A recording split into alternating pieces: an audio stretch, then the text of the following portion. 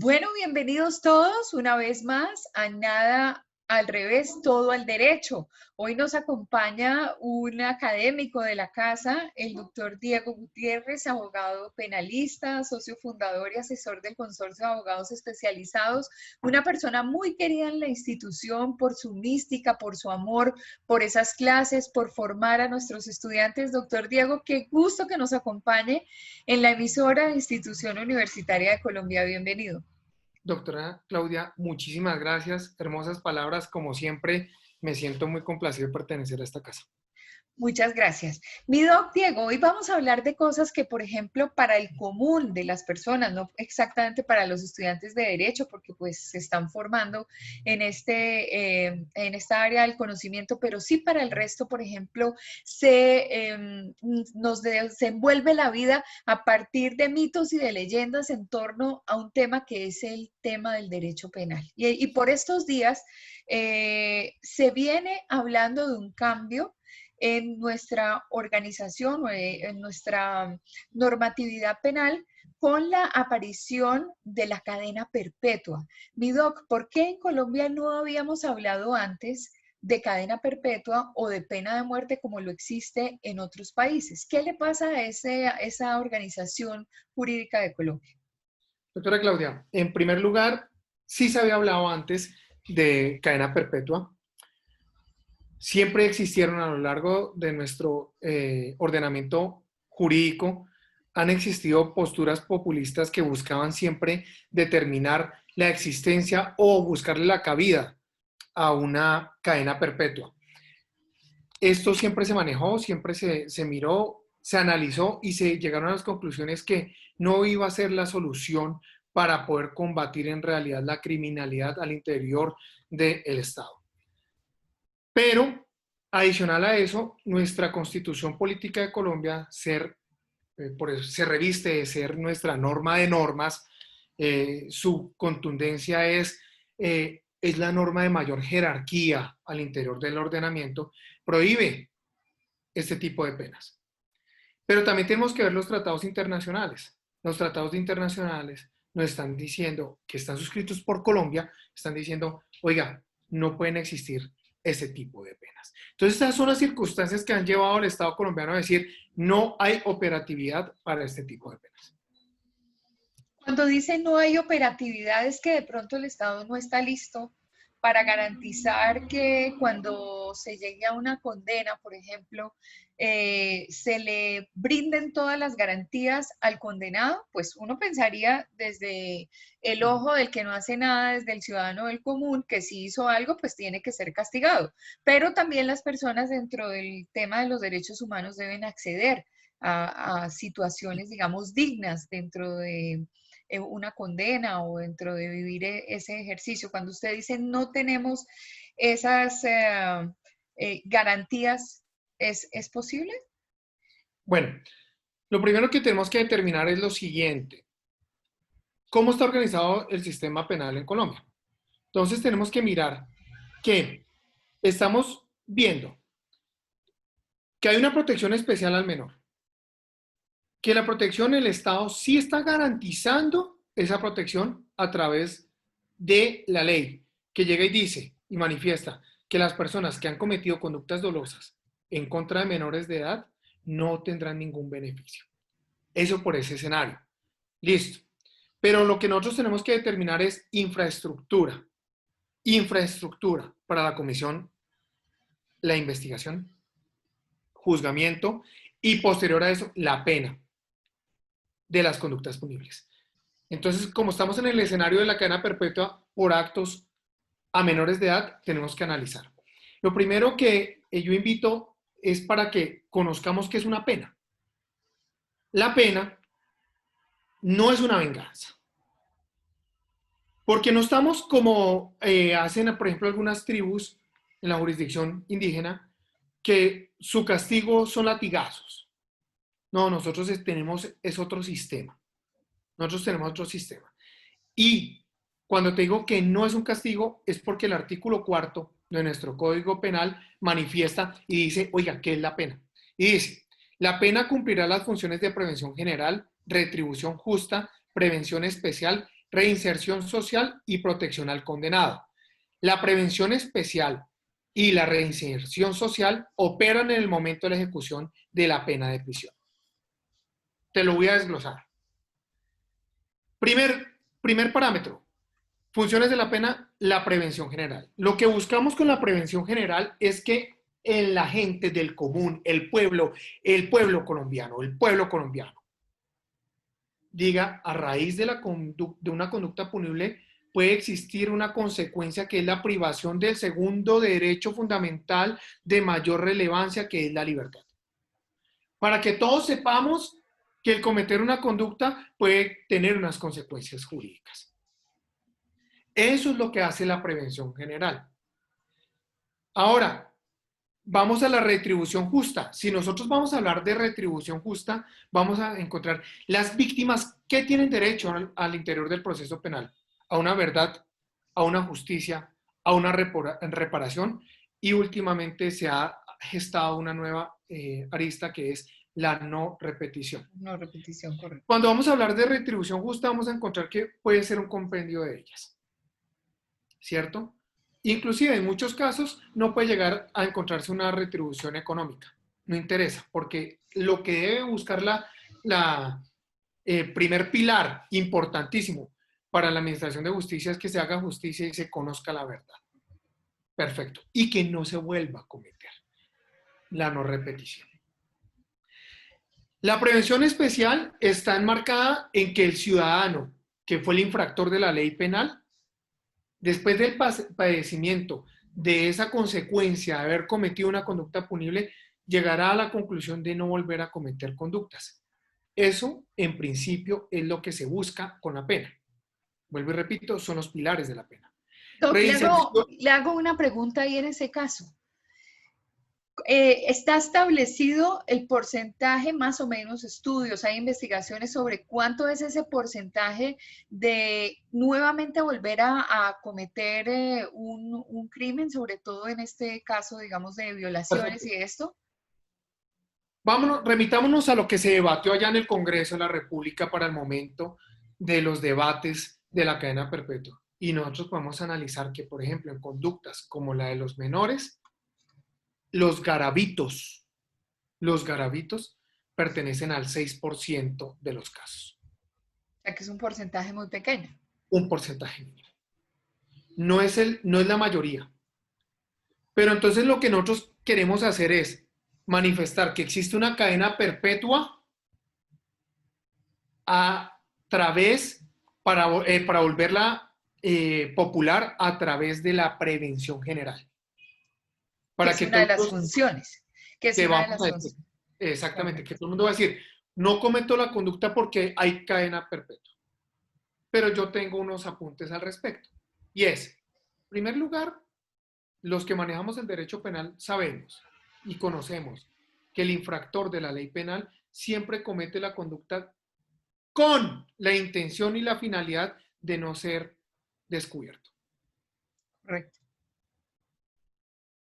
Y si nosotros vamos a mirar la cadena perpetua, vamos a mirar que la reinserción social del condenado, que es el fin de la pena, que es la función de la pena, pues que una cadena perpetua no lo vamos a necesitar. Porque no va a haber necesidad, porque la persona no va a volver a la sociedad. Pero yo te hago una pregunta. La persona que es condenada, luego de purgar su pena, sale a la ciudadanía, ¿dónde consigue un trabajo, por ejemplo? ¿Quién le arrienda un bien?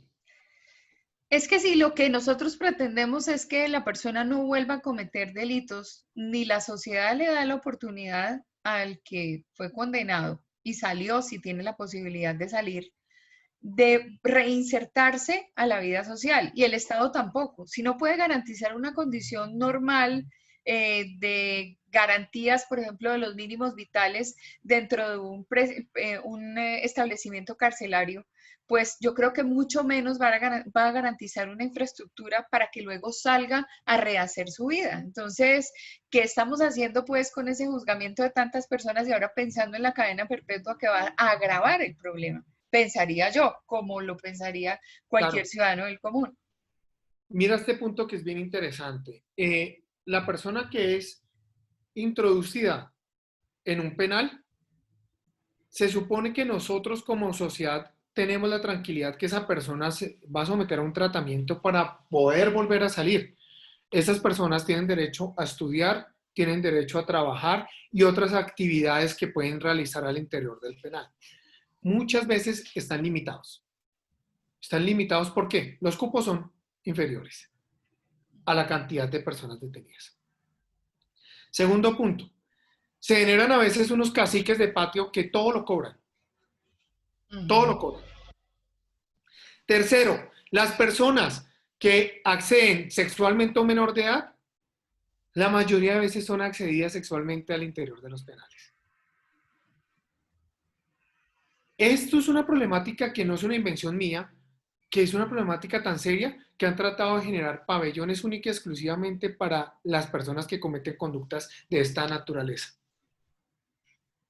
Pero si nosotros vamos a mirar más a fondo, listo, la persona sale, trabaja, estudia y demás, y la oportunidad de la sociedad no se la estamos dando.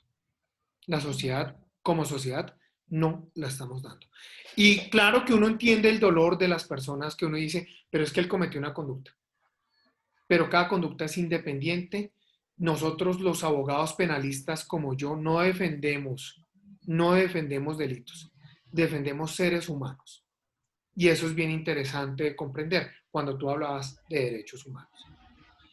Volviendo al tema de la prevención general, cadena perpetua, yo soy de los partidarios que la cadena perpetua no es el escenario, no es la búsqueda de la protección a nuestros menores. No, ese no es el escenario.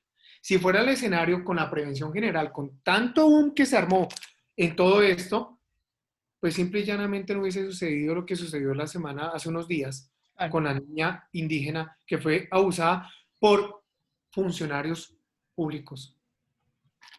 7 soldados que acceden sexualmente a una menor de edad, obviamente, tienen que recibir un reproche. Pero lo curioso es que la Fiscalía General de la Nación manifiesta o imputa un delito en una modalidad menos lesiva que les va a acceder o les va a contribuir con una sentencia condenatoria no tan alta.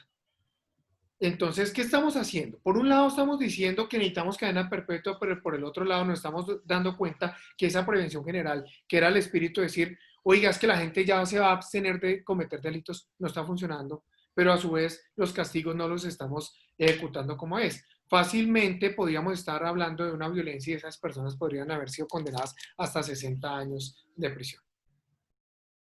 ¿Será que la fiscalía se anticipó, es decir, de pronto a emitir un juicio no justo con la realidad?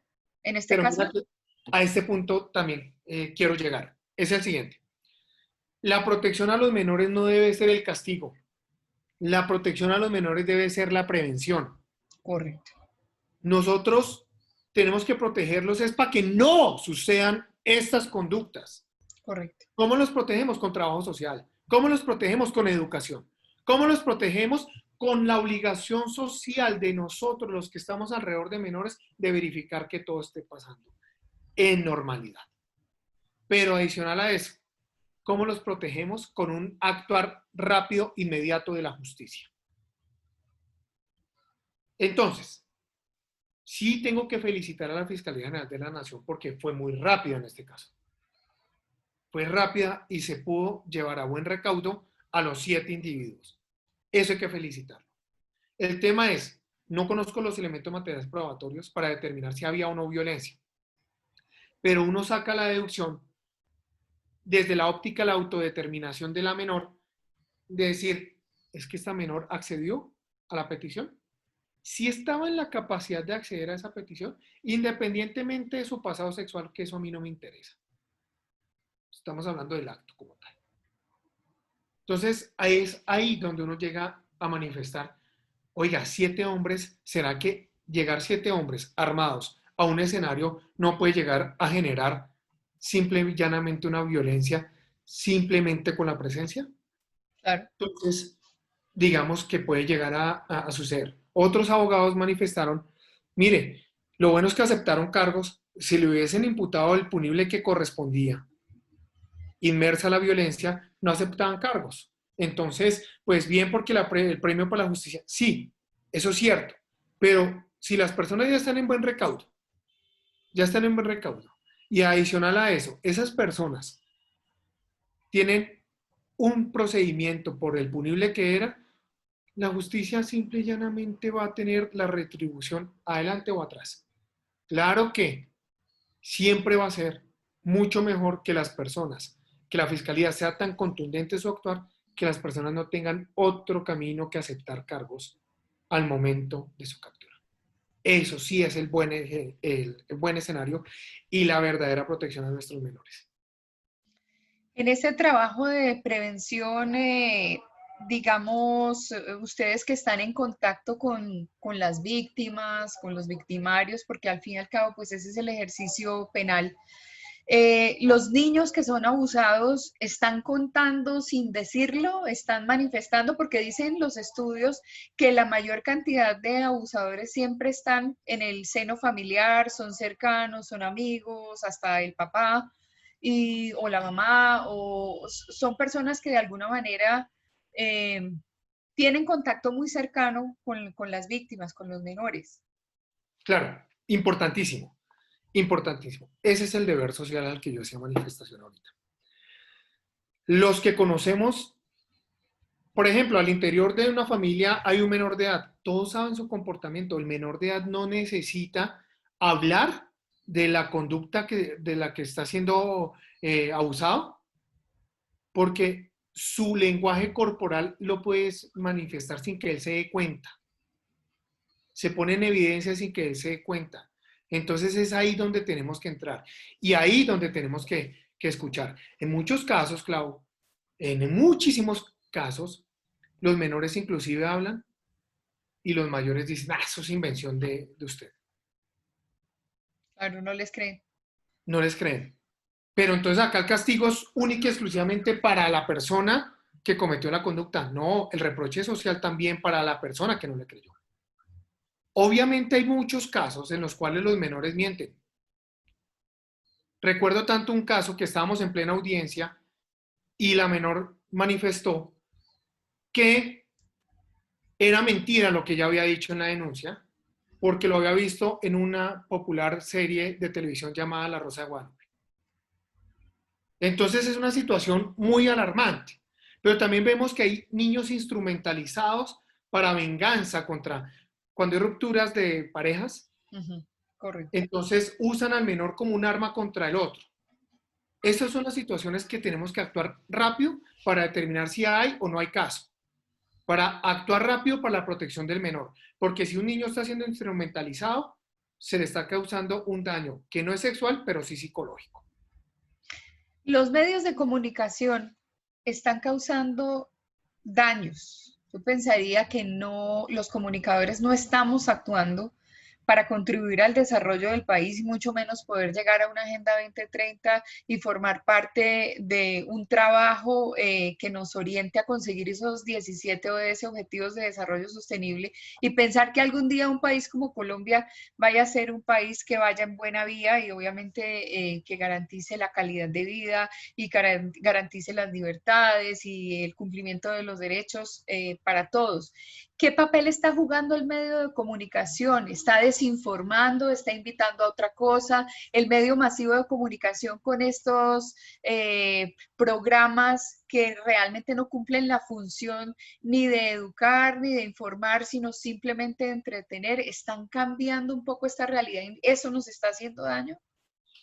Los pocos periodistas que son verdaderos periodistas profesionales hacen un verdadero trabajo.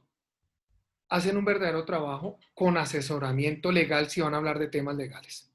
Yo entiendo que la libertad de prensa es absoluta. Yo lo comprendo. Pero la responsabilidad es inmensa, porque el desinformar es peor que cometer una conducta. La obligación que ellos tienen no la están cumpliendo a cabalidad en la mayoría de los casos. Y es informar la verdad, sino simple y llanamente, en muchos de los casos, quien está informando manifiesta lo que ocurre y da su apreciación personal frente a la situación. Y yo creo que esa apreciación personal es la que tiene que ser coartada, porque esa apreciación personal no debe ser tan personal porque debe ser constituida o construida por un equipo. ¿Cierto? Porque Correcto. obviamente cuando nosotros vamos a hablar de casos atroces nos mueve el corazón a todos. Y nosotros, para hablar de derecho penal, no tenemos que hablarlo con el corazón, sino con legalidad. Nosotros, o más bien las personas que administran justicia, tienen el deber tan importante de administrarla en su legalidad que tienen que diferenciarse en que van a condenar a un infractor de la ley penal. Para condenarlo no se vuelvan infractores de la ley penal para buscar un castigo a una persona, sino ajustenlo siempre a derecho y a garantías. Eso es lo que yo invito a la gente. Por estos días, con esta nueva ley, ¿la prensa que ha hecho ha desinformado en su criterio? Claro, desde luego yo creo que sí, Clau, porque lo estamos haciendo ver como el gran escenario, el gran logro de Colombia. Bueno, vamos a hablar de unas estadísticas.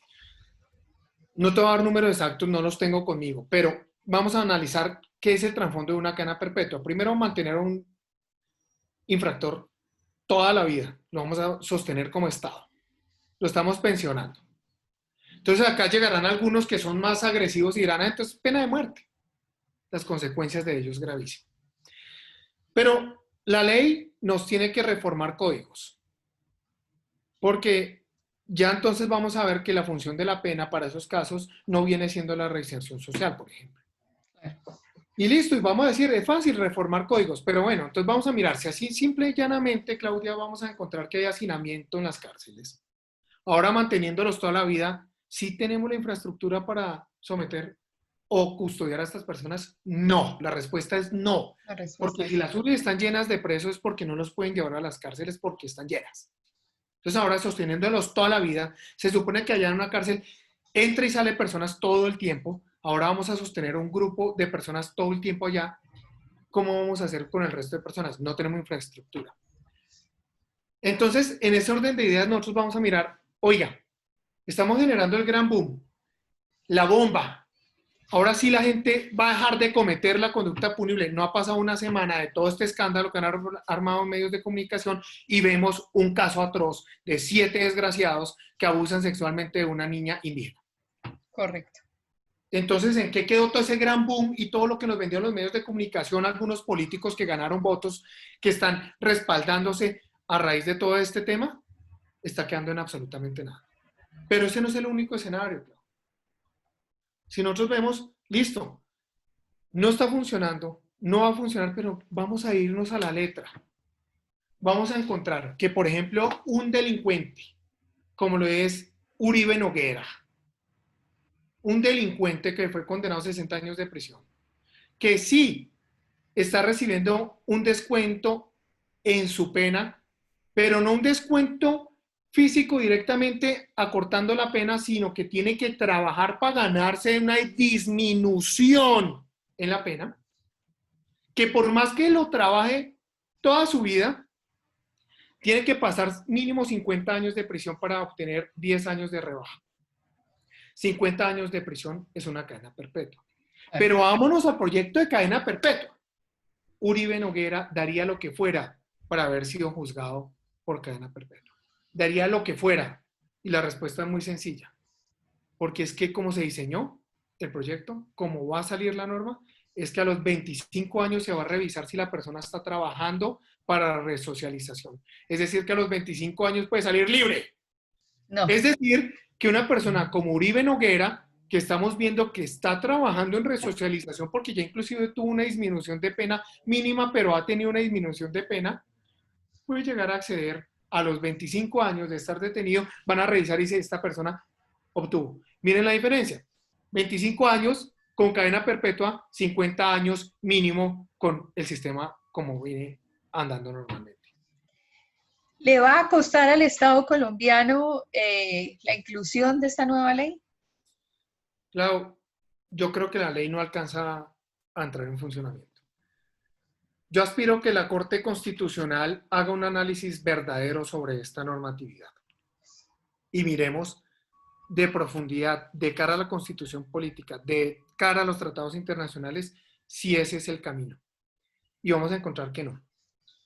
La mayoría de penalistas consideramos que no es necesario la cadena perpetua.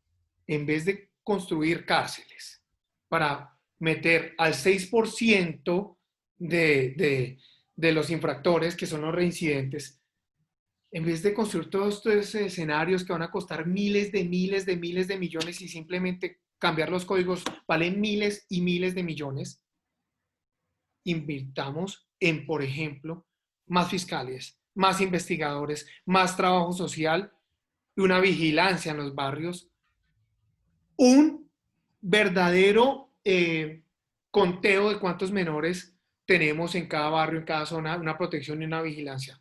Esa plata de esas cárceles la podemos buscar allá. Y vamos a proteger a nuestros niños porque vamos a evitar que se cometan conductas, no castigar ya sobre una conducta cometida. ¿Esos resultados de nuestros legisladores dan soluciones al país o dan votos? Unos hermosos votos. O sea que de vida práctica nada, porque si se supone que la función de una pena es llevar a una persona a cambiar sus hábitos, a resocializarse, y nosotros no tenemos tampoco las condiciones, la infraestructura carcelaria en el país es deficiente, la garantía de que las personas que están privadas de la libertad tengan acceso por lo menos a los mínimos vitales, no vivir en hacinamiento, una cantidad de cosas. Fuera de eso modificamos o ponemos en funcionamiento unas normas que dan votos, pues creo yo que no vamos bien. No vamos bien. Sin lugar a dudas, no vamos bien. Sin embargo, aquí estoy dando yo mi opinión de persona del común, no como comunicadora, sino que estoy concluyendo a partir de esta charla tan importante y tan ilustrativa sobre lo que va a ser esa nueva ley. Entonces, esperemos qué va a pasar. Mi doc Diego, ¿algún mensaje para nuestra comunidad universitaria que ve este programa y que está pendiente de nada al revés, todo al derecho? Mucha esperanza, mucho trabajo, mucho estudio, mucho profesionalismo. Independientemente de la carrera, vamos a entender una cosa, a nuestros niños tenemos que protegerlos. Somos nosotros, como sociedad, los que construimos. No una cadena perpetua es la que los va a proteger. Dios los bendiga y buenos estudios. Muchas gracias, Doc. Esperamos volverlo a tener en este espacio. Gracias. Doctora Claudia, un fuerte abrazo. Dios te bendiga. Que estés muy bien. Gracias. Un abrazo.